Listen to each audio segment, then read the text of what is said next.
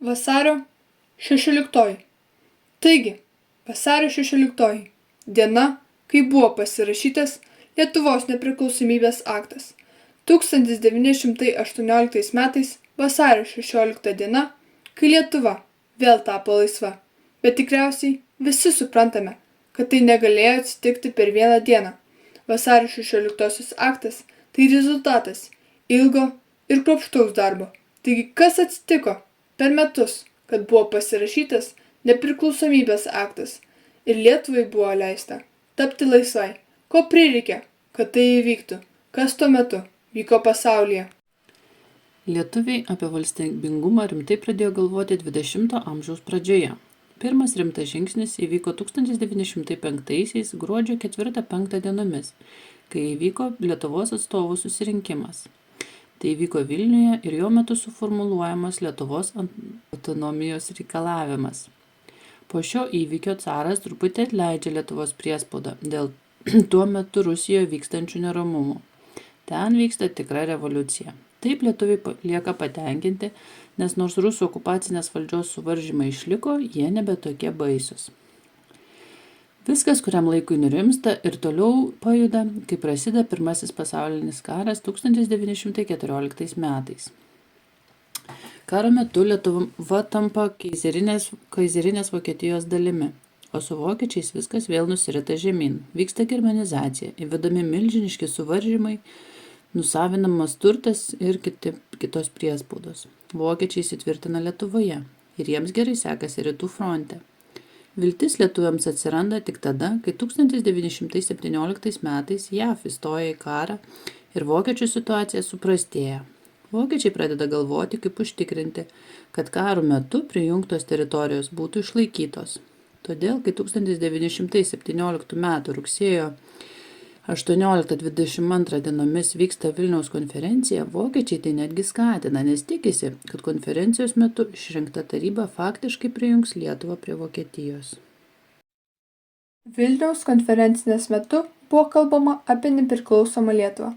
Nutartas sostinę įkurti Vilniuje, užmegzti ryšius su Vokietija, tolesnės valstybės ateitį svarstyti steigiamajame Seime ir tikriausiai visų svarbiausia, išrenkama 20 žmonių taryba. Bet prisiminkime, kad vokiečių tikslas vis dar yra prijungti Lietuvą prie jų žemių ir taryba jie leido išrinkti tik tam, kad tai įvyktų. Tad tais pačiais metais 1917 gruodžio 11 dieną buvo pasirašytas dokumentas įrodantis Lietuvos sąjungą su Vokietija. Kodėl taip atsitiko? Prisiminkime, kad tuo metu vokiečiai vis dėlto yra Lietuvos okupantai. Tad taryba neturėjo didelio pasirinkimo. Jie tai padarė su didžiuliu Vokietijos spaudimu. Plius manė, kad galbūt to užteks milžiniškai priespaudai susilpninti ir galbūt užteks, kad Lietuva nebūtų visiškai prijungta prie Vokietijos. Tačiau tas dokumentas sukėlė didelį lietuvių nepasitenkinimą ir galėjo tikrai pakenkti. Laimė deklaracija liko tik tais deklaracija, nes vokiečiai pralaimėjo Pirmąjį pasaulinį karą. Taigi, caro Lietuvoje nebėra. Dėl bolševikų revoliucijos Rusijoje. Vokiečiai kaip ir pralaiminėja karą. O kaip visas kitas pasaulis? Ar jie pripažįsta Lietuvą kaip atskirą valstybę? Atsakymas yra ne. Ilgą laiką į lietuvių judėjimą buvo žiūrima skeptiškai ir šalis nepalaikė Lietuvos laisvės. JAV visiškai nesuprato, kodėl Lietuva turėtų būti ne Rusijos dalimi. Lenkai manė, kad Lietuva turėtų sudaryti sąjungą su jais, kurioje Lenkija dominuotų. Bet vis dėlto lietuvių ryžtingas ir atkaklus darbas atsipirko. Štai, tokie įvykiai vyko prieš vasario 16 aktą. Ir pagaliau ateina nuostabioji diena. 1918 metais vasario 16 dieną Lietuvos taryba pasirašo vasario 16 aktą. Dokumentą skelbiantį, kad atkuriama Lietuvos valstybė. Lietuvos taryba savo posėdyje vasario 16 1918 metais vienu balsu nutarė kreiptis į Rusijos, Vokietijos ir kitų valstybių vyriausybės šiuo pareiškimu. Lietuvos taryba, kaip po vienintelė lietuvių tautos atstovybė, remdamos pripažįstamąją tautų apsisprendimo teise ir lietuvių Vilniaus konferencijos nutarimu rugsėjo 18-23 dienomis 1917 metais skelbia atstatanti nepriklausomą demokratiniais pamatais sutvarkytą Lietuvos valstybę su sostinė Vilniuje ir tą valstybę atskirianti nuo visų valstybinių ryšių, kurie yra buvę su kitomis tautomis. Drauge Lietuvos taryba pareiškė, kad Lietuvos valstybės pamatus ir jos santykius su kitomis valstybėmis privalo galutinai nustatyti kiek galima greičiau sušauktas steigiamasis Seimas demokratiniu būdu visų jos gyventojų išrinktas. Lietuvos taryba, pranešdama apie tai vyriausybei, prašo pripažinti nepriklausomą Lietuvos valstybę.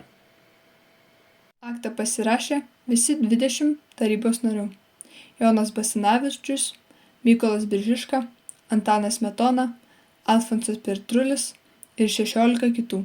Dokumentą parengė Jonas Vileišis, Petras Klimas, Mykolas Biržiška, Steponas Kairys. Lietuvių nepriklausomybė buvo paskelbta Lietuvos aide, kuris vokiečių okupacijos metais buvo griežtai cenzūruojamas.